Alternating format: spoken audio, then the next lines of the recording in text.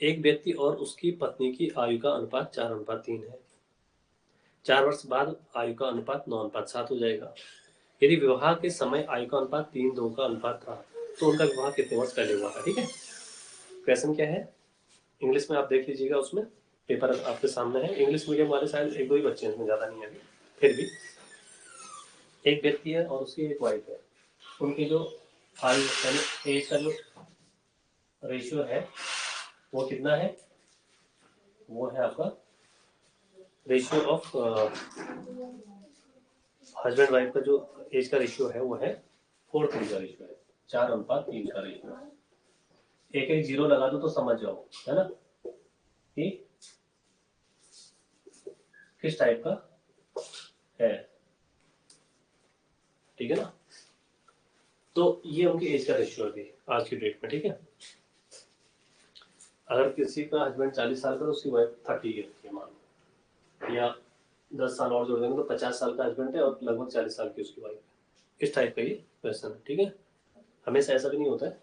अगर ये 7 टाइम कर देंगे तो क्या हो जाएगा, 28:21 का रेशियो है ना, 28:21 ऐसा कुछ हो जाएगा। तो हमेशा देखो, रेशियो से ये नहीं पता चलता है कि एग्जैक्ट गैप कितने का है। अगर मैं इसको जीरो लगा दूं दोनों में, 10 टाइम कर दूं तो 10 साल का गैप हो जाएगा।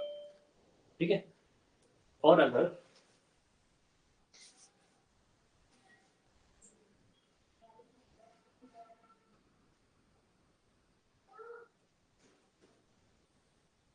और अगर अगर मैं इसमें 3 टाइम 4 टाइम मल्टीप्लाई करूंगा तो गैप कम हो जाएगा। ठीक है ना, तो वो कभी नहीं पता चलता कि गैप एग्जैक्ट क्या है, रेशियो से कभी पता नहीं चलेगा एग्जैक्ट। ठीक है ना, तो कभी उसमें मत रहना कि एग्जैक्ट हम रेशियो से पता लगा देंगे इसका। ठीक है, सेकंड पार्ट है 4 वर्ष बाद अनुपात 9:7 हो जाएगा।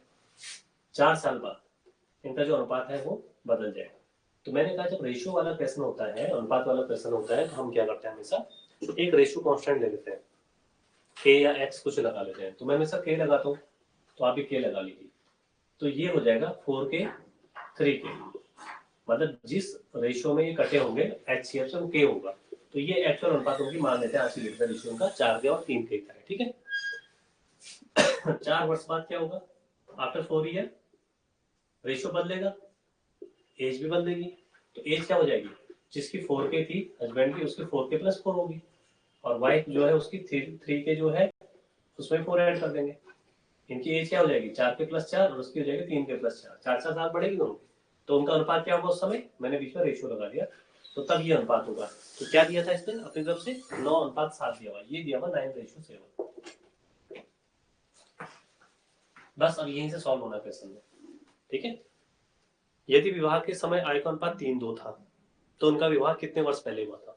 वो बात की बात है, 3:2 अनुपात हुआ, शादी का टाइम ये था, ये आज है करंट, और ये 4 साल बाद है। 3 कंडीशन दी हुई है। शादी का टाइम ये था जब उनकी मैरिज हुई थी, उस समय उनके एज का रेशियो ये है 30-20 का, मोटा मोटा अगर मान के चले, वैसा होगा नहीं ऐसा, क्योंकि 20 से नीचे तो शादी होती नहीं, लड़कियों की होती है क्या, 18 ईयर मिनिमम है। और अब गवर्नमेंट कुछ चेंज कर रही है और शायद कितना कर दिया उसको, 21 करने वाली है। बिल पारित नहीं हुआ शायद अभी, प्रपोजल है कि 21 कर दिया जाए। लड़कों की शादी की एज जो है वो 21 है, और महिलाओं की कितनी है, अभी भी 18 है। तो उसको कोशिश की जा रही है दोनों को एक जैसा कर दिया जाए। ठीक है, तो उस केस में 21 हो जाएगी। लेकिन अभी इस हिसाब से देखेंगे क्वेश्चन को कैसे सॉल्व करना है।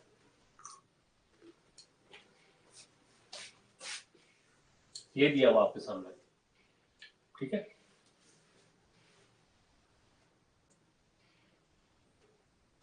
अब इसको सॉल्व करो, इससे क्या निकलेगा। ठीक है, कैसे सॉल्व होता है, रेशियो का मतलब होता है हमेशा डिवाइड करना। तो हमें यहाँ का नोट कर दिया, अगर आप नोट करें तो ठीक है, मैं इसको मिटा के आगे लिख रहा हूँ क्योंकि मेरे पास जगह थोड़ा बोर्ड में मुझे बड़ा भी लिखना पड़ रहा है। तो 4K+4 डिवाइड बाई क्या था वो, 3K+4, ये उनकी 4 साल बाद की जो आई थी ये थी, और अनुपात आया था 9:7, ये 9/7 है। अब इसको सॉल्व करना है, के निकालना है। ये इधर क्रॉस मल्टीपल में यहाँ जाएगा, ये उधर जाएगा मल्टीप्लाई में ऊपर, तो ये आएगा 7 टाइम 7 यहाँ मल्टीप्लाई में आ जाएगा गुणा में 4 के प्लस 4 इज इक्वल टू ये नीचे वाली चीज वहां जाके आगे जाके ऊपर मल्टीप्लाई में चली जाएगी। मैंने कहा था मैं बेसिक्स पढ़ा रहा हूँ आजकल, चैप्टर शुरू कर चुके हैं, एक तो हो चुका है, दूसरा सरलीकरण वाला चैप्टर चल रहा है जिसमें हमने आपको भिन्नों का जोड़ना घटाना गुणा भाग करना इस टाइप की चीजें भी वहां पे आएंगी, वर्गमूल निकालना घनमूल निकालना घात और करनी हिंदी में मैंने बता दिया, समझ लो। इस टाइप के क्वेश्चन हमने सॉल्व करने हैं, वो चल ही रहा है हमारा, उस बीच में हम यहाँ पे एक पेपर को सॉल्व करने लगे हैं। तो कुछ चीजें अगर आपको नहीं आ रही है तो हम वहां पे आपको सिखाएंगे, क्लियर कर देंगे इस चीज को, ठीक है। तो ये जो है ये जाएगा उधर मल्टीप्लाई में, तो 3k प्लस 4 सॉल्व करो, बाहर 7 है मल्टीप्लाई कर दो अंदर, 7 4 जा 28k प्लस 7 4 जा 28 इज इक्वल टू 9 3 जा 27k प्लस 9 4 जा 36। 9 7 का ही रेशियो था ना, मैंने कुछ, हाँ ठीक है 9 7 का। अब इसको ये k वाले को ले आओ इधर, 28 के पहले से यहाँ है और वो जो उधर है वहां प्लस में है, जब कुछ नहीं लिखा तो प्लस होता है, जब साइड चेंज होती है इक्वल टू यानी बराबर के दाएं बाएं साइड चेंज होती है तो चिन्ह बदल जाते हैं, ये यहाँ प्लस में है तो यहाँ पे माइनस में हो जाएगा, इसका साइन चेंज हो जाएगा, ठीक है ना, घट जाएगा मतलब वहां से, और यहाँ प्लस 28 है वहां जाके माइनस हो जाएगा, यहाँ प्लस ये 36 है 36 ऐसे रहेगा, ये जाके वहां माइनस 28 हो गया। इसको सॉल्व किया हमने, ये के बचा यहाँ पे और वहां पे बचा आपका कितना बचा 8। तो जो नियतांक है रेशियो कांस्टेंट, जो क्या है कांस्टेंट रेशियो है वो आ गया 8, यानी कि ये 4 के और 3 के थे, तो अब इनकी एज आ गई है 8 को 32 मल्टीप्लाई कर दिया और 8 3 जा 24, ये उनकी आज की वर्तमान में आयु है, ठीक है, ये उनकी वर्तमान की एज है, ये निकल गया। क्वेश्चन देखो कितना, इतना आसान नहीं है, एक झटके में हो जा रहा है, ये लंबे क्वेश्चन हैं, इस पर टाइम लगेगा 1-1.5 मिनट का कम से कम वहाँ पे, पर जल्दी भी करोगे तो 1 मिनट में हो जाएगा, कोई बड़ा नहीं, और 1 मिनट में होना कोई ज्यादा समय लेना नहीं है। तो अब पूछा है विवाह के समय अनुपात दिया है तो क्या कितने साल पहले हुआ था, तो ये तो अब की एज है इनकी, ठीक है, आज की एज पता है 32 और 24 है, उस समय उनकी एज उसने बोला 3:2 का रेशियो था, उस समय कितना था 3:2 का रेशियो है। अगर आज हमारे पास एज पता है तो कितने साल पहले ये रहा होगा, तो हम क्या करेंगे, हम ले लेंगे एक्स ले लेंगे, एक्स साल पहले, तो 32 में से भी एक्स घटाएंगे माइनस कर देंगे, जब शादी हुई आज से 5 साल पहले शादी हुई 6 साल पहले शादी, वो एक्स है, और उस 24 में से क्या करेंगे एक्स माइनस कर देंगे, और इनका जो रेशियो होगा वो ये आना चाहिए एक्स साल पहले जो दिया था, ठीक है, ये मैंने मिटा दिया, तो यहाँ पे मैं लिख दूंगा 3:2, बस अब इसको सॉल्व कर लेंगे, यहाँ एक्स आ जाएगा, और जो एक्स होगा वही क्या है नंबर ऑफ ईयर्स, कितने साल पहले शादी हुई, ऐसे ही करेंगे जैसे अभी यहाँ पे किया था, ये वाला ये डिवाइड बाई ये इक्वल टू ये डिवाइड बाई ये, अनुपात का मतलब वही होता है 32 माइनस एक्स भागा 24 माइनस एक्स इक्वल टू 3/2। अब सॉल्व करेंगे ऐसे क्रॉस मल्टीप्लाई करके जैसे ये वाला क्या था पूरा वैसे ये भी होगा, तो मैं क्रॉस मल्टीप्लाई कर रहा हूँ ऐसे ऐसे करके करते हैं हम लोग लिखते हैं, तो ये हो जाएगा 32×64 minus 2x equal to 24×72 minus 3x, ठीक है, और ये x है, सॉरी ये नंबर है, तो अब करना वही है, एक तरफ नंबर एक तरफ देखो, x वाला जो अननोन होता है हमेशा उसको लेफ्ट साइड में लेते हैं हम लोग बाई तरफ, तो x को यहाँ ले जाऊंगा नंबर को वहां ले जाऊंगा, ये -2x ऐसे रहने दो, वो 3x माइनस था यहाँ के प्लस हो गया 3x, तो पहले लिख लिया इसलिए, ये यहाँ 72 पहले से था, ये 64 जाके माइनस हो जाएगा, तो आ जाएगा यहाँ x और वहां बचेगा कितना बचेगा 8, फिर भी ये भी 8 ही आया इस बार, तो 8 कम कर दो 32 में से और 24 में से भी 8 कम कर दो, तो 24 ये हो गया और यहाँ 8 कम कर दो 18 हो गया, तो 18 साल में ही शादी हुई उस लड़की की, ठीक है, और वो लड़का 24 साल का था उस समय, ये पता लग गया हमें, तो ये आंसर था इसका, तो इतना लंबा इसको ऐसे करके हमने प्रोसेस किया इसका, मुझे लगता है आप लोगों को समझ में आ जाऊंगा, ठीक है, आ भी जाना चाहिए, इतना टफ भी नहीं है, तो अनुपात मैंने अच्छी तरह से पढ़ना बताया था आपको चैप्टर में। नेक्स्ट क्वेश्चन पे आते हैं,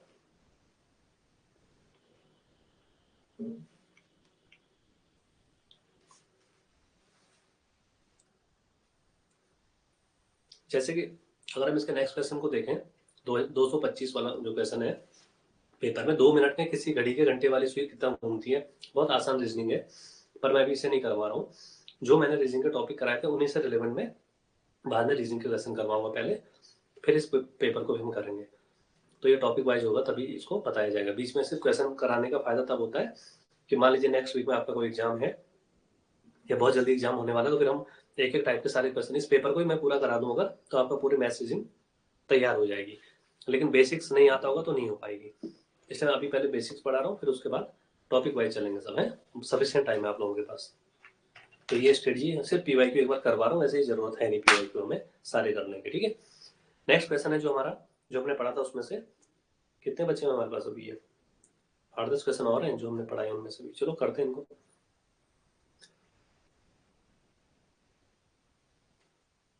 226 हमने कल किया था, ये वाला बीच में 224 छूट गया था, इसलिए मैंने करवा दिया कि 3 संख्याओं का औसत इतना है, एबीसी का औसत कैपिटल ए है, तो स्मॉल एबीसी ए का औसत निकालिए, किया था ना कल हमने।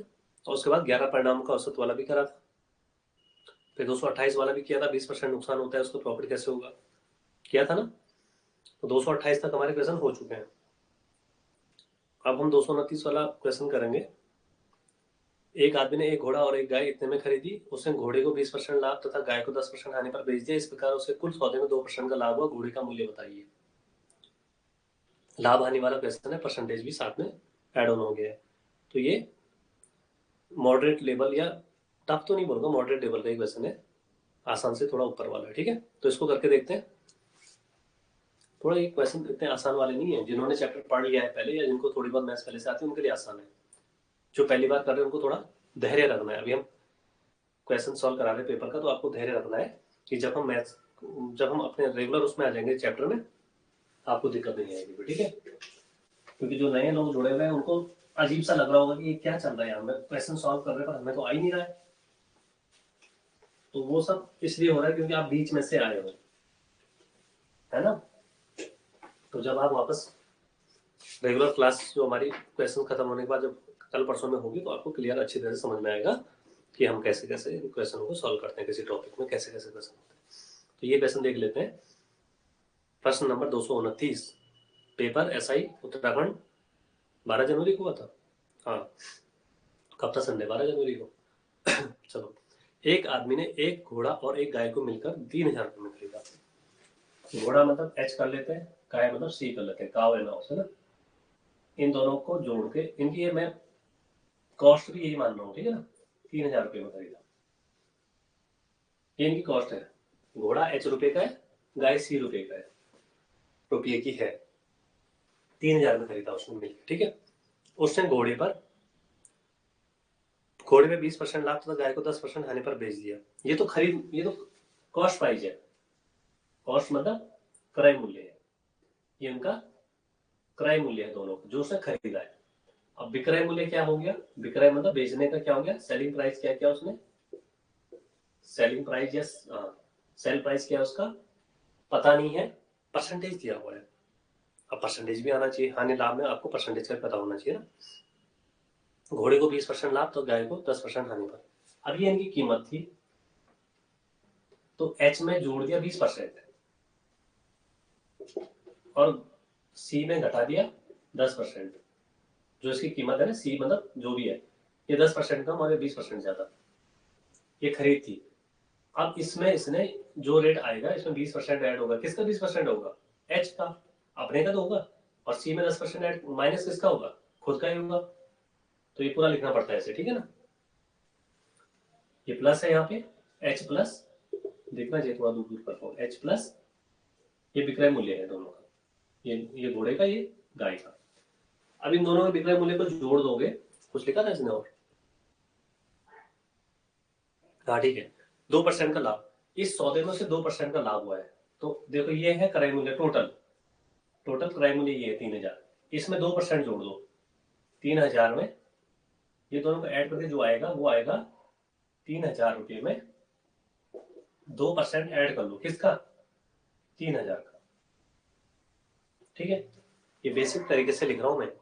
अभी इसको मैं थोड़ा सा शॉर्ट कर दूं, कंबाइन कर दूं, तो ये क्या हो जाएगा देखो, किसी चीज का 20% उसमें जोड़ते तो वो होता है 120% अपने आप का। इसका मतलब ये होता है। और किसी चीज में उसका 10% माइनस कर दो तो वो होता है 90% अपने आप का। ठीक है, इसका मीनिंग ये है, इसका मीनिंग ये है। ऐसे इसका भी मीनिंग हो जाएगा 3000 का 2% तो 102% ऑफ ये, 102% ऑफ 3000। बस अब इसको इसको तो सॉल्व करके वैल्यू निकाल दो और इनको जोड़ के इससे कंपेयर कर लो। एक इक्वेशन ये है, एक इक्वेशन ये बनने वाली है, तो इनको सॉल्व करके हम आंसर निकाल देंगे। ठीक है,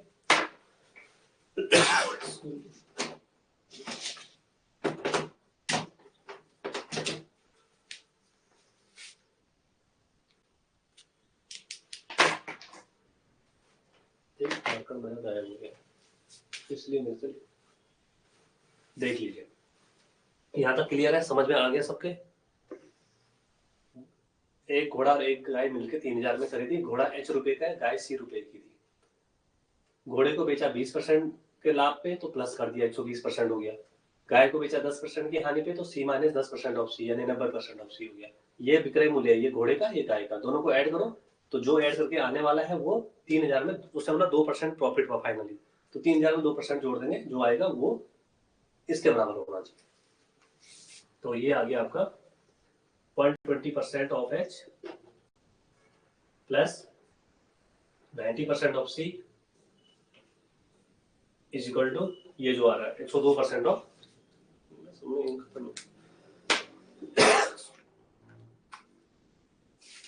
ये दिख रहा है आपको? कहीं ऐसा ना हो कि बोर्ड ना दिख रहा हो, ये 90% है। ठीक है ना, मैं दोबारा लिख रहा हूँ।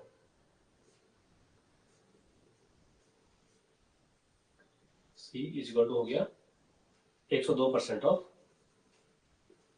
3000। मैं इसको इसी तरह से लिख रहा हूँ, यहाँ हटा देता हूँ। ठीक है, ये हो गया नोट। नोट करने की भी बड़ी समस्या है। वैसे क्लास आपकी रिकॉर्डेड होनी है तो नोट करने की आवश्यकता रह नहीं गई, फिर भी कर लो। दोबारा बार बार कौन क्लास देखेगा आधे घंटे पौने घंटे की? इसको और इस इक्वेशन को, दो इक्वेशन है आपके पास। इक्वेशन नंबर 1 ये है, इक्वेशन नंबर 2 ये बन जाएगी। और आपने इक्वेशन करना सॉल्व करना सीखा है क्या? नहीं सीखा ना, बेसिक्स में मैंने कहा था वो आएगा। तो एक ये भी बेसिक्स का टॉपिक है, इक्वेशन सॉल्व करना। दो इक्वेशन बन गई, दो अननोन है, सॉल्व करके आंसर आएगा। तो 120% ऑफ H क्या होता है? देखो पहले इसको सॉल्व भी कर लेते हैं। किसी चीज का 120% क्या होता है? 120 ऊपर 100 नीचे। परसेंटेज का मतलब ये परसेंटेज का साइन जहां लगा होता है उसकी जगह 1/100 कर देते हैं, 100 से भाग दे देते हैं उसमें। H प्लस 90% मतलब 90/100। C इज इक्वल टू 102% मतलब 102/100। ऑफ का मतलब गुणा होता है ना 3000। तो इसको सॉल्व करके पहले एक इक्वेशन बनेगी, एक ये बनी हुई है, फिर उन दोनों को सॉल्व करके HC दोनों आ जाएगा। पूछा क्या था? घोड़े का क्रय मूल्य पूछा था, मतलब हमें H निकालना है। ठीक है, क्रय मूल्य क्या मतलब? H निकालना है। मैं इस सेकंड वाले को इक्वेशन में फॉर्म कर रहा हूँ। ठीक है ना, बनाते 0 से 0 कैंसिल, 5 2 10, 6 2 12, 6/5 5 के फॉर्म में आएगा, 10 के फॉर्म में रहने दो, फिर ये सॉल्व करने में दिक्कत नहीं होगी। मैं इसको लिख रहा हूँ 12/10H plus 9/10C equal to, यहाँ पे 10 की फॉर्म में हो सकता है, एक जीरो काट देंगे, यहाँ मल्टीप्लाई कर देंगे, फिर सबका 10 कॉमन लेके कैंसिल कर देंगे। ये बेटर था, सब में ये भी 100 है नीचे, ये भी 100 है नीचे, ये भी 100 है नीचे, 100 ही कैंसिल करो सीधे। ठीक है, सीधे सीधे 100 कैंसिल करो, कॉमन लेके कैंसिल सब में। ठीक है, बाय 100। अब ये 120 है ऊपर, H में 90C है और ये इतना है।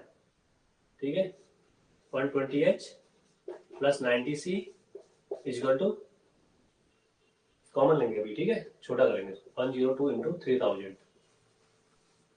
ये चीज जो है बाई 100 था ना, यहाँ पे ये लो परसेंटेज हटाया था ना, बोलोगे कहाँ चले गए? इस वाले में रहने दिया, नीचे मैंने सब में कॉमन लेके कैंसिल करके ये लिख दिया। क्लियर है, दिख रहा है ना? अब एक काम करते हैं, इतना बड़ा इक्वेशन बनाएंगे तो सॉल्व करने में दिक्कत होगी, छोटा कर सकते हैं थोड़ा। छोटा कैसे करेंगे? ये 110 है, ये 90 है, 10 10 10, एक जीरो कट कर दो सब जगह से, छोटा हो गया। 12H plus 9C equal to, अब मल्टीप्लाई कर दो, 102 इंटू 3, 102 306 और पीछे 2 जीरो लगा दो। Equation number 2। ये क्वेश्चन सॉल्व करने के लिए आपको इतनी कहानी करनी पड़ेगी, मतलब है लेंथी इक्वेशन, टफ नहीं है, मॉडरेट क्वेश्चन है, आसान से थोड़ा टफ है और टफ वाले से आसान। एक टफेस्ट होते हैं जिनको कि सोचना पड़ता है बहुत कुछ। ये लेंथी क्वेश्चन है, ऐसे लेंथी क्वेश्चन आते हैं एग्जाम में कई बार। वहां करने में इतना टाइम नहीं लगेगा, यहाँ समझने समझाने में टाइम लग रहा है ना। मुझे करना होता मैं मेरे ख्याल से मैं करता इसको 40-45 सेकंड के अंदर इसका आंसर निकाल देता सॉल्व करके। ऐसे आप लोग 1 मिनट के अंदर कर दोगे।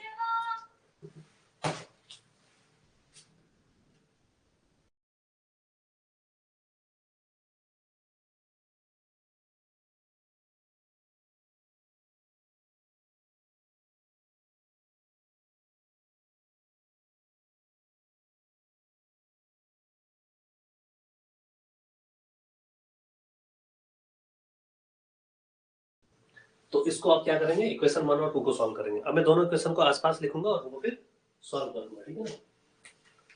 तो पहली इक्वेशन ये है, दूसरी सबसे नीचे है, बीच का हटा दे रहा हूं।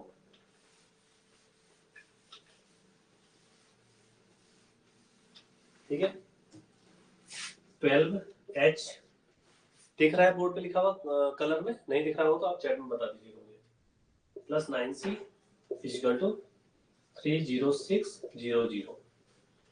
कैंसिल करने के लिए अभी कुछ है नहीं, वैसे 3 से कर सकते हैं, 3 3 9, 3 छोटा बना सकते हैं इसको, 3 से भी कैंसिल आउट हो जाएगा, और छोटा कर सकते हैं 3 4 जा 12, 3 3 जा 9, और ये भी 3 से कैंसिल आउट कर दो, 3 10 जा 3 2 जा 0 0।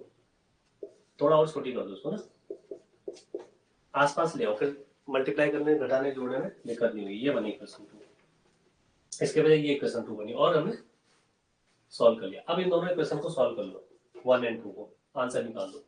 ये 4H है, ये 3C है, इसको 3 गुना करके माइनस कर दो।